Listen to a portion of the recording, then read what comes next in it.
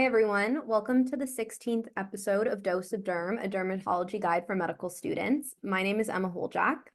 And my name is Iryna Savinova. And on today's episode, we will be interviewing Dr. Tiffany Chen. Dr. Chen is a board-certified dermatologist in Canada and the United States. She received both her honors Bachelor of Arts and Science degree and MD from McMaster University before completing her dermatology residency at the University of Toronto. Dr. Chen is now a lecturer at the University of Toronto and an associate dermatologist at Sunnybrook Health Sciences Centre. Without further ado, we are excited to introduce to you Dr. Chen. Hi, everyone. Thank you so much for having me, Iryna and Emma. Thank you so much for being here. The first thing we wanted to start off the episode with talking to you about is we were wondering if you could talk to us a little bit about your medical school journey and your path to finding and pursuing dermatology. Sure. So yeah, I started thinking about this today, in preparation for our chat, and it's crazy to think. So I graduated from residency about 6 years ago now. So I started medical school in 2010, which seems like so long ago now. But I was thinking back to that time, and I think coming into medical school, I was very open-minded. Like, I didn't have any kind of preconceived ideas about what I wanted to pursue. And, I was happy to be at McMaster, where we had a lot of time to kind of explore things outside of the traditional kind of classroom setting. And so I was just eager to kind of try different things out and see what was kind of compatible with me. And so I was really happy to have our very early elective opportunities. So at Mac, we do some electives. They're called post-MF4 electives, and it's sort of like the first summer after starting medical school. And my electives were all over the place. I did, pediatric psychiatry, I did gastroenterology, I did do dermatology, and I also did a couple of weeks of internal medicine. And I really enjoyed all the electives. And at that point, I kind of, had no specific specialty in mind. And I was still kind of continuing to want to explore other things too. And I guess just kind of moving through my second year of medical school and kind of entering clerkship that fall, I continue to, seek out different opportunities. And I did set up a very early clerkship elective in dermatology because I did find myself sort of thinking back to that first exposure in the summer and, remembering that fondly. And doing that early clerkship elective, I think I just kind of solidified again, like, my interest in it. And I just noticed that, like, my preceptors I was working with, they were happy. And I think that really resonated to me. Like, they just seemed happy to be at work. They seemed to be enjoying what they were doing every day. I noticed that every day was different, and you would see, a lot of interesting cases mixed in with the more kind of bread and butter of derm. And so I really liked that variety. I loved seeing, like, kids, adults, all ages. There was such a diverse patient population, and it never seemed like it would get boring. And I really appreciated, like, the hands-on kind of procedural side of things. So again, I just kind of found myself coming back to it. And then at a certain point, right, you kind of have to decide, like, am I going to commit to this? Because it is sometimes a bit intimidating, and, we all know it is competitive. And I think I just made the determination that, what, I love it, and I'm gonna commit, and I'm gonna try to make this happen if I can, and I'll do my best to achieve it. And so I set up my clerkship electives to sort of hopefully facilitate that. And I did some outside of my homeschool electives. So I went to Calgary for a couple of weeks. I went to Ottawa for a couple of weeks. I did 2 weeks at Sunnybrook in Toronto. And then I did a couple of weeks at post-CARMS as well back in Hamilton. And yeah, I think I just tried to kind of set up my electives so that I could hopefully be successful. And, I remember getting the advice, like, whichever schools you're most keen on, try to set those up, like, right before CARMS, because hopefully by then you'll have worked out some of your kinks and you'll be a little bit more of a, better clerk and have a bit of a better knowledge base. So I was able to do that.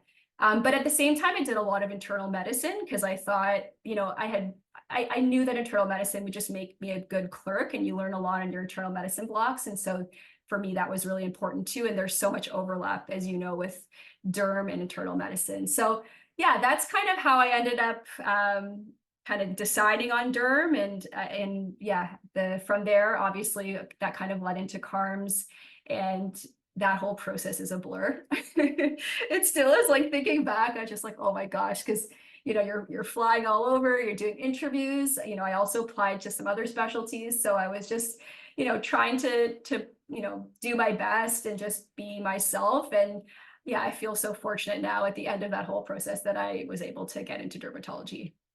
I think it's funny that you say the whole process is a blur because we're going to ask you about that right after this. But I appreciate that sentiment, and I think that's something that a lot of our guests have shared so far, that they kind of had to take a leap because there was a lot of uncertainty with applying just because of the amount of spots that there are. But it's interesting because you're still so close to, I guess, the residency process because you're a newer staff, but you're also already on the other side of things. So it's going to be interesting to hear how things have changed for you since starting your practice. Yeah, no, definitely. It's always interesting to think, like, it feels so long ago, but then, you kind of remember those moments, right? Those stressful moments and gearing up for interviews, and then it all kind of comes rushing back. Exactly. Well, speaking of CARMs, if you don't mind, we would love to kind of hear your insights on your experience applying to residency and going through the residency application process, maybe what you learned along the way. And at the end of that, if you want to share a little bit about your residency experience at UofT, we'll take that too. Yeah, I think like the things that I tried to always keep in mind when I was kind of gearing up for CARMs and applying, especially like when I was on elective and things like that, was just, to try to like work hard, right? Like, we don't have a lot of time in our electives. Sometimes you're just working with staff, one clinic or like one half day. So I just tried to like show up every day ready to work and like try to fit into the team well and just, be genuine. And I think a lot of those things, will shine through if you can kind of have that hardworking, approach. So yeah, I think going into my application, like I was mindful of the fact that, I was a McMaster clerk. And so it is a little bit harder in some sense to have as much time to do things like research because, we work through the summers. And so I wasn't able to do those kind of consolidated projects like for 2-3 months at a time over the summer, like I know some other students are. And so I was a little bit, worried if that would put me at a disadvantage. But the way I kind of approached, I guess, that side of it was just to try to find opportunities. Like if I saw an interesting case on elective, or if I saw an interesting case with some of the preceptors I had in Hamilton, just to, be curious and, see if that was something that had been reported, for example, in the literature. And if it hadn't, then I kind of tried to take the initiative to maybe suggest like doing a case report with that preceptor. And I found those were just kind of like natural ways of doing research. And also it's more interesting too when it's kind of your idea and you can kind of be motivated to get to the bottom of that problem because it's something you actually saw like firsthand in clinics. So I found that was like what really worked for me in terms of research. And I didn't have a huge research background, but I found just through a couple of interesting case reports, like I was able to kind of have a little bit of research exposure. And then, I think something I tried to focus on through medical school is just like being well-rounded as well and having different experiences, like not just the sort of traditional academic experiences, but being involved in other extracurricular activities. Like I did a bit of like a student rep role within MAC, and I did some kind of quality improvement projects in that role. And I found like that was good too, just to have a different take outside of the traditional kind of more medical focus. And then, yeah, I think going into CARMs, again, just trying my best to stay open-minded. And, I applied broadly, like I applied everywhere, including, so I did a minor in French and I did French immersion, growing up as a kid. And I even applied to like the Francophone schools in Quebec. And I actually did a fully French interview at Montreal. And that was a little overwhelming for me, but I just thought, you know what, like I love derm. I'm not going to restrict myself. I'm just going to kind of cast a wide net and hope, I get lucky. And so that was my approach going in, is just trying to give myself as many opportunities as possible to hopefully match. And yeah, so after the CARMS process, I was like completely shocked to find out that I matched at Toronto, and I felt so lucky. And now having trained at Toronto for 5 years, like it was just, I don't think I could have asked for a better residency program. Like the quality of our education was like so incredible. And our program director, Scott Walsh, was just like so dedicated to teaching us and really devoted to our success. And yeah, like you also just make lifelong friends, right? Because you go through 5 years and you go through like the thick and thin and you go through a lot of tough times together. But, I've definitely made friends for life, and I still feel, so thankful that I had that opportunity at U of T. Thank you so much for sharing about your path through medical school and residency. That was really helpful. And I honestly really loved and thought it was so interesting what you said about finding opportunities for case studies, because that's a tip I've never heard before, but I feel like it makes so much sense. And then it's nice to have that personal investment that you maybe saw the patient or helped them with their care. So kind of like that extra investment in the research probably makes it so much more engaging to actually write up the case and publish it. Yeah, absolutely. Yeah. What, like in those cases that I wrote, you like, as you're writing it, you have that like patient in the back of your mind, right? Like you can see them and you can remember what you saw on their skin. And that, again, that really motivates you to kind of see the project through to completion. Yeah, definitely. The next thing we wanted to talk to you a little bit about is we were wondering if you could speak a little bit about what your practice looks like now. And you can kind of take that question however you like, if you wanted to talk about like broadly what your practice is like, or even what a day or a week in your life looks like. Sure. Yeah. It's so I do primarily medical dermatology, and so I've been in practice now for 6 years. So when I first graduated, I was like the traveling dermatologist, and every day of the week I would go to a different clinic. So actually, like literally Monday, Tuesday, Wednesday, Thursday, Friday, it was like a different clinic every single day. And at the time I just started working in Toronto, none of the clinics had sort of capacity to take me on like as a full-time associate. So that was just what happened. I ended up kind of slotting days in here and there. And as a result, it was actually beneficial because I got to be exposed to so many different practice setups and different ways of practicing. And some clinics had nurses, some didn't. Like some of them were smaller practices, some of them were larger practices. And so I really enjoyed the variety. And I think like early on, it's nice to be exposed to that because you kind of figure out what works for you and what's the best fit for you.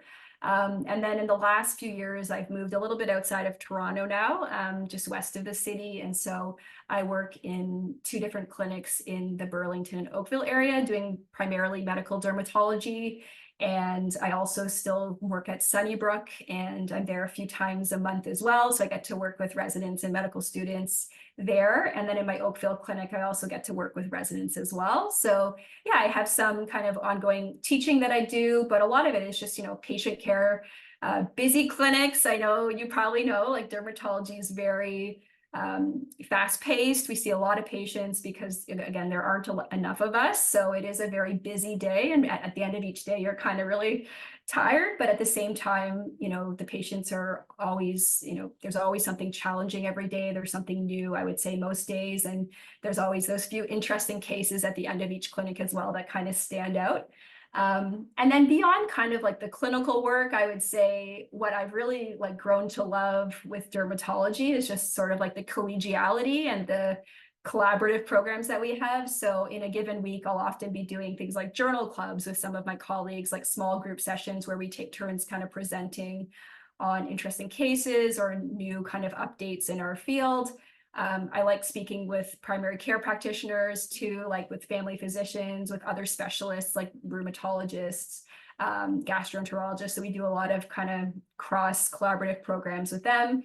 I love, our dermatology conferences. So in a given year, I'll usually go to a few different conferences where it's nice to catch up with colleagues and yeah, just have some nice social time. So there's a lot outside of kind of the day-to-day, I would say, like patient care. There's so much to offer in derm from kind of all of those other educational programs too. So I find myself just really appreciating like the flexibility with dermatology, the balance. And I think, again, it's very unique in that sense that you can sort of build your practice, to suit what your own personal interests are. That's very interesting to hear and learn about just kind of overall. I think it was especially surprising to hear you say that initially when you were working, there wasn't like capacity for you to kind of be full-time at one place. Is that just because of the structure of the clinic? Because there's kind of this ongoing notion perspective that there's not enough dermatologists and that there's a really high demand with patients. So was that the case at that time as well? Or what was exactly the reason for that? It's a good question. I think it was just when I graduated, perhaps there weren't as many opportunities. Like some of the newer clinics opened, since I graduated. And I think it just with their capacity at each individual clinic, it was, they couldn't necessarily take someone on 5 days a week. So it just ended up being that I, found a couple of clinics I liked, and then I kind of filled in other days with other clinics that I liked. So that's just how it developed in my case. I think now things are different. And a lot of the newer in practice derms can sort of pick one clinic and spend a lot of time there. But I still find even with the newer grads that often we don't like to be tied down to one place. And it seems to be a bit of a trend in dermatology where, a lot of my colleagues will work in like 2 or 3 different clinics, just again, maybe just for variety as well. And that is probably more unique to Toronto, I would say, just because Toronto is a bit different. Like I think if you went outside of the city, there would be obviously a lot more, opportunity and interest in derm, but it was just at the time that I graduated, that's kind of what the climate was. Either way, I think it must have been super exciting and diverse to get to work at so many different places. I'm sure you were kept on your toes. Yes, every day it was like, okay, it's Tuesday, I'm going here. I would have to always take a step back and remember, okay, where am I going today? So the next question that I always find super interesting to ask is, what is one thing you think all students should know before pursuing a career in dermatology? Okay, so I think, I kind of touched on like some of the positive things about derm, and obviously I think overall the job satisfaction in dermatology is incredible, and we're very fortunate not to have a lot of burnout and things like that. But I think it's important to have also a very realistic perspective. And I would say the first thing is that there's a lot more kind of internal medicine focus than I think some people realize. So, when we start residency, our entire first year is essentially, we operate as an internal medicine resident. And that means you're doing tons of CTU. So you're in the hospital, doing the call, the long nights. And that first year can be pretty grueling. And I think if you're not sort of going in aware of that, it might be a little bit of an eye opener. And so, we do have so much overlap with internal medicine. You're doing a lot of your rotations in, infectious diseases, rheumatology, allergy and immunology. So there is really that heavy internal medicine focus early on. And so that's why I think it's important to spend a lot of time in internal as well as a clerk, because again, that's going to lend itself well to your first year, which is almost entirely off service. And even my second year, again, it's mostly off service too. You have a bit more derm exposure, but you're doing a lot of still kind of off service rotations. So you have to be kind of prepared for that. And then I think dermatology, there's a lot more knowledge than people think that's involved. Of course, you think about the, common things with dermatology, but the kind of breadth of diseases we see in derm is just so huge. And if you look at our textbooks, our kind of Bible in derm, Bologna, it's a massive, 10-ton weight, and there's 2 volumes. And I think that just speaks to the fact that there are so many obscure diseases in derm, whether it's the genetic diseases or all of the pediatric diseases we need to know. It's just, there's such a huge volume of diseases. And so kind of getting through that is, it takes a lot of time. You have to work hard. You have to study to kind of learn all that for your licensing exam, because there is, quite a bit of content there. Again, more than I think a lot of people realize. And then not only that, but we're also, expected to be experts in dermatopathology, right? So there's a whole part of our training that's, you're sitting at a microscope and you're kind of looking at slides. And that is, again, on our licensing exam. And you may not always think about that when you're, thinking about your interest in dermatology, but we do really spend a lot of time getting into the nitty gritty of derm path. And then, finally, I would say the surgical side, that's also a whole other area that we need to be experts in, surgical anatomy, approaching, doing procedures, and there's a lot of content there as well. So that's some of the best parts about dermatology. There is that variety, but it's also challenging when it comes to sitting down and learning everything, because there is a lot that we need to kind of review and ultimately be experts in. That's a really great point, I think, to consider even for anyone interested. I'm sure I have yet to appreciate the full scope of dermatology, but I think that something early on that I was surprised to learn about, which maybe captures this a little, is that a lot of students or a lot of residents still do rotations in OB-GYN as a derm resident. And When I kind of looked into it more, I guess it makes sense because vulvular health is skin health. I just hadn't really thought about it in that sense. So there really is a lot of breadth that I'm sure many of us have yet to learn.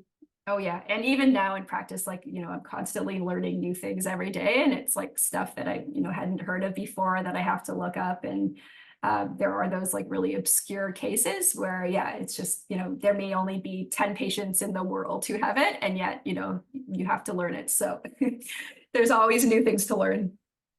The next question we had to chat with you about, I think you actually kind of already started to touch on it with your previous answer, talking about how you liked all the different components that kind of come into play when you're a dermatologist. But we were wondering if you maybe had like one favorite and one least favorite part of dermatology. Yeah. I mean, I'll start off with least favorite. I think it's just the usual things like, and I've gained a bigger appreciation for this, being in practice now on my own, but it's, yeah, like paperwork, bureaucracy, like we always have a lot of paperwork when it comes to our clinics. Like you finish your clinics and there's usually like an hour or two of paperwork afterwards, right? So it's just those things. I think for me also just like barriers to getting patients on treatments, like, things outside of my control, right? So whether it's access or coverage or eligibility criteria, like just because you have a medication you want to give a patient and you think they would benefit from it, it doesn't always mean we can get it for them. And so those are the tough things, right? It's things that are sort of outside of our control that are more symptomatic of our system as a whole. I think favorite parts. So yeah, I mentioned already, like it is a very fast-paced specialty and we see a high volume of patients, but I find like the thing that I love is that just in a very brief time, we can still make like a strong relationship with a patient and make that connection, even if it's in a matter of minutes. And especially if it's a patient that you see back, longitudinally, like if it's a patient, for example, with psoriasis and you're able to get them on a therapy like a biologic, and then you're able to follow them over time and see like what impact that can have on their life. I find like those are the really fulfilling moments. And that's kind of what keeps you happy and, makes you motivated to keep doing what you're doing. And then just to build on that with the biologics, like I find in derm, we're really at the forefront of innovation. Like there's always so many new therapies that are approved every year in derm. And that again, keeps things really exciting. Like we always have new things on the horizon to offer patients. And yeah, it's crazy to think when I graduated, like the number of medications we had was so much smaller, and now they've really expanded exponentially. And so that again is a great thing. It makes me love our field because there's always new things coming and better ways to help our patients. I think we've actually heard that answer too a few times with the biologics, which makes so much sense with me because I think the majority of the reason why a lot of people get into medicine is because they want to be making that difference in people's life. And it's really cool that this specialty kind of had that innovation and big jump that allows that to be possible. Yes. And I had a question. I don't know if this is even an answerable question, kind of building off one of you were talking a little bit about the like bureaucracy paperwork type of thing. Mm-hmm. Wondering what like the standard or maybe what like the average dermatologist practice looks like in terms of are you having like to get together with like maybe like another dermatologist partner or yourself and like you're doing the business work for your practice as well, like hiring staff and things like that? Or is it more so like people are affiliated with hospitals working out of like hospital-based clinics and more so?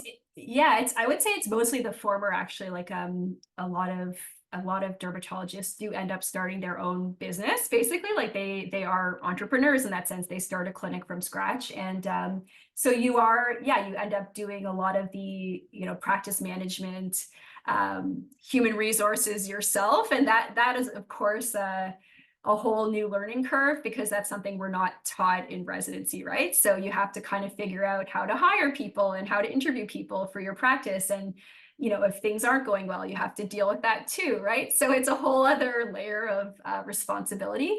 But again, I think if you're able to build a clinic that, you love and that is well suited to you, I think obviously it's really worth it in the end. So yeah, I would say most people either kind of join an existing practice and work as associates, or they will end up kind of building their own practice from scratch. And then only, I would say, at least in Ontario, a smaller subset are affiliated with hospitals, but it's mostly more kind of community-based clinics. Well, thank you again for letting us pick your brain about some of these nuanced questions. We did want to touch on actually something you mentioned a little bit earlier. You talked about how you have some experience with residents and students on a regular basis while working at Sunnybrook especially. We were wondering if you had any advice, even from kind of your own perspective when you were a learner, on what students could do when they are on their dermatology electives to really be helpful for the team or stand out. I think that there's this general consensus that just be a normal person, be super helpful just in general to be around. But any kind of nuanced advice or tips or insights that you've picked up along the way that you think could be useful to share? Yeah, no, you're right. It's always hard because it's like I'm sure you hear the same things, over and over again, and it's easier said than done for sure.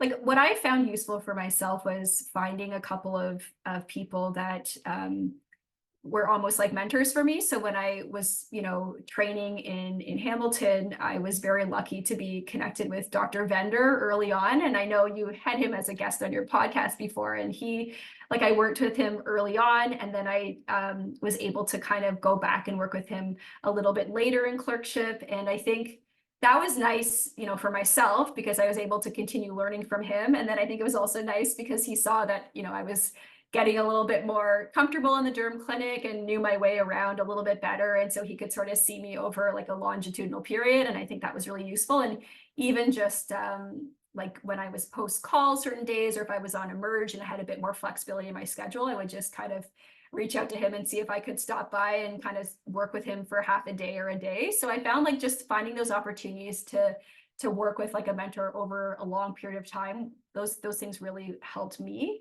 And I think like in terms of people rotating through like our hospital, I think just, finding ways to be a good team player, right? So if a clinic's running late, if you can see that, things are going over, like stepping in without being sort of asked and just kind of having that intuition, how you can help the team overall. Like dermatology is such a small community, right? So we want to be able to like have those good relationships and work well in a team setting. And I think that's really one way of standing out. And then, yeah, when I was on electives, like I remember I was with another medical student, he volunteered to see some consults on elective. And I remember thinking, oh, that's like a really smart thing to do. And we were able to kind of go see some consults together and then have that kind of one-on-one time with residents or staff to review consults. And I think, again, it just shows like interest, and it shows that you're a hard worker and you're kind of willing to do, whatever needs to be done to help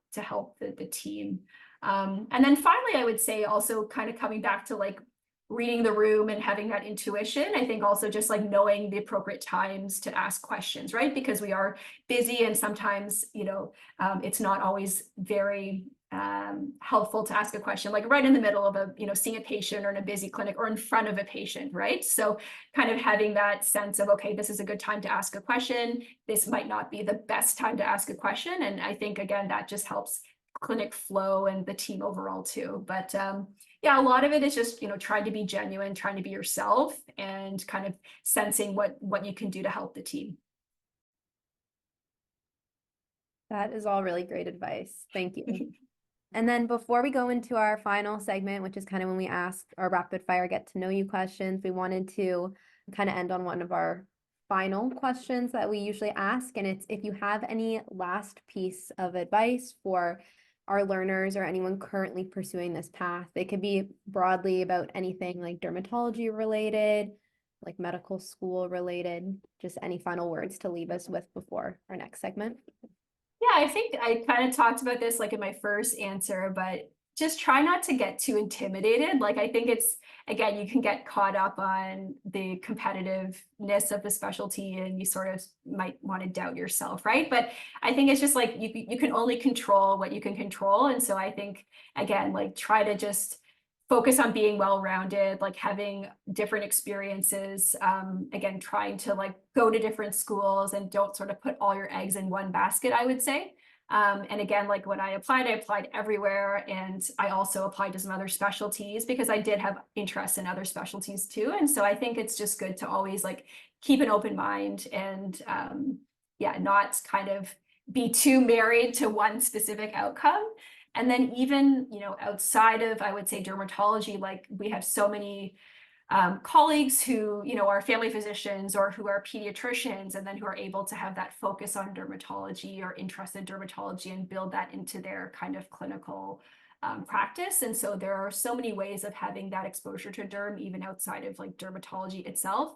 And then, finally too, like even if dermatology, I would say, is not what you end up matching to, like we have reentry positions within our program. So, sometimes people who are family physicians or who are pathologists are able to reenter and end up training to become dermatologists. So it's like there's always kind of ways of trying to achieve that goal or build dermatology into your practice in another sense. So I think, again, it's just good to try to keep open-minded and again, not be too tied to like a specific, outcome in mind.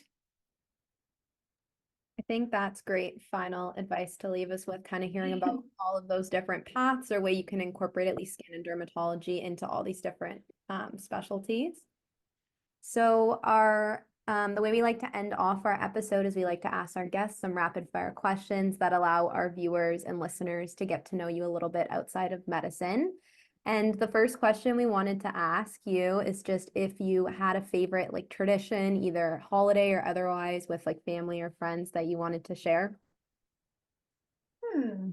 Well, I've always had a fondness for St. Patrick's Day because it's my birthday.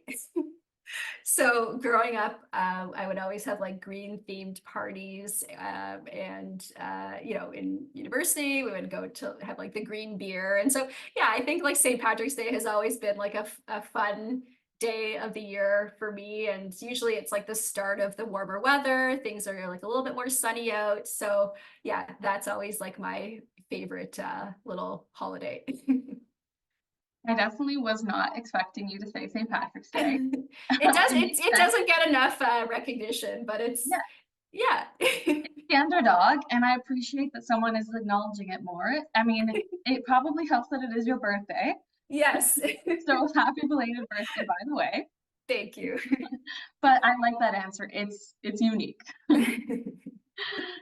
Our second question is, what media, either book, movie, music, whatever, has changed your outlook on life? And I know this is a bit more of a challenging question, so feel free to take a second or answer it however you like, but anything memorable that you've consumed in the media that you think has impacted how you view life? Well, I'm just going to take this in a very light manner, which is so I love pop culture in general. Like I'm a huge I love, movies and TV, and yeah, I love kind of consuming all different types of media, music as well, podcasts. Recently, I've discovered something called moviegrid.io. It's sort of like a Wordle for pop culture. I don't know. Are you guys familiar with it? I'm familiar with Wordle, but not with that. Okay, so Movie Grid is kind of like a Wordle. It's like one every day and everyone has the same one, but it's sort of like a grid with usually it's actors on one axis and then like different types of movie kind of parameters on the other. So it's like, for example, Brad Pitt, and then they're looking for a movie that starts with the, for example, or they're looking for a movie that's like a 3 or more word title. And sometimes it's like 2 actors in the axis and you have to find a movie that they were both in together. So it's my little like daily, 10-minute escape. And I just sort of sit there and I like to go through it. And usually, my family members will also do it, and we'll sort of compare notes at the end and see what everyone got. And it's just a fun way of like, I guess unwinding and taking your mind off like the day. And I enjoy that. I think it's like a fun little break. Yeah. I love that recommendation. I haven't heard of it, but I love little puzzles. I'm always like on the new puzzle of different things. So I'll definitely check that out. That's very cool. You should try it. Yeah. And then our third and final question we had for you is what or do you have a prized possession? And this you could also take like with a lighter spin as well. It doesn't have to be your one and favorite thing ever, or it could be if you do have a prized possession. I mean, yeah, it's so hard. I think there's so many, like I'm thinking about my son and everything, but I would say something kind of quirky about myself is that I did not get my driver's license until very late in life. And in fact, I think I got it just a few years ago. So all through medical school, actually, like at McMaster, I didn't drive, and I had friends who were helpful, and I took the HSR a lot and took the GO bus a lot to Toronto. So I somehow survived for many years without my driver's license. But yeah, I guess it was just a few years ago, I finally got my full driver's license, and then I bought myself a car, and I bought myself a Tesla, and it was such a moment for me because I was so happy to have finally achieved this goal that, you know, most people achieve when they're like in their teens, and it took me a couple extra decades to get there, but I finally learned to drive and got the car, and now I use my car all the time to drive to Sunnybrook or, you know, different places. So yeah, that's one of my prized possessions.